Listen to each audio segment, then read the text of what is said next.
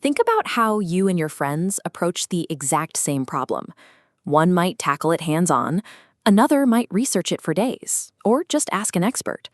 Spiritual growth works exactly the same way.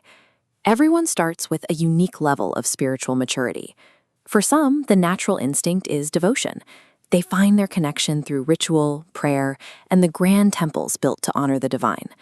These palm leaf manuscripts represent a completely different approach.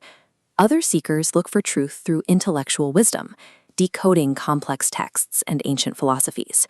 And then there are those who need something more rigorous, finding their focus through the strict physical and mental discipline of yoga. If human nature varies so wildly from person to person, a single, rigid spiritual rulebook would be effectively impossible for most to follow.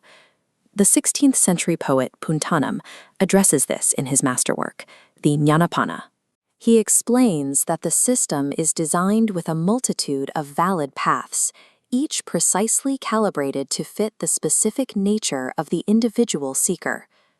To accommodate all these diverse minds, ancient sages mapped out dozens of distinct sciences that all point toward the same eternal truth.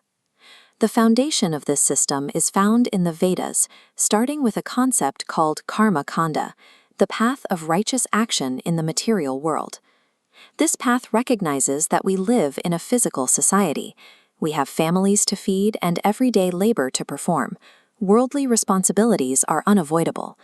By performing these daily duties with strict discipline and sincerity, a person transforms routine tasks into selfless action, creating a meaningful life.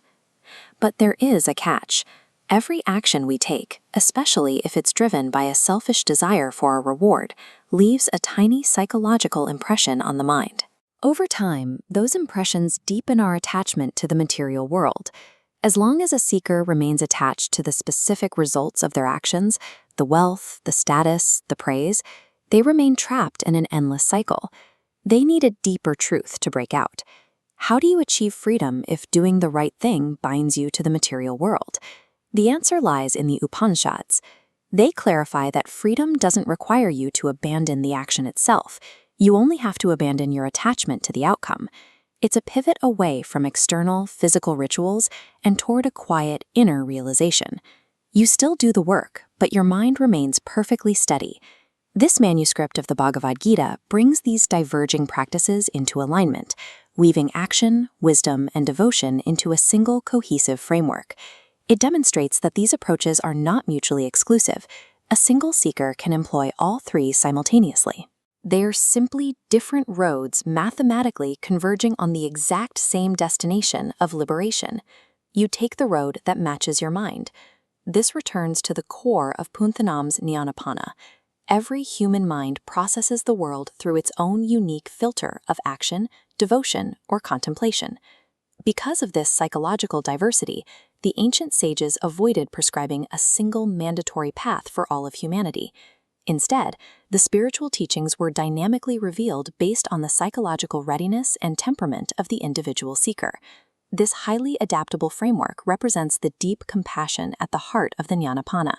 It meets people exactly where they are.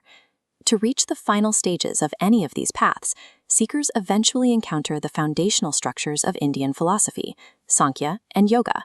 Mastery of these systems provides the technical clarity needed to identify the exact mechanics of reality and conclude the search for self-realization.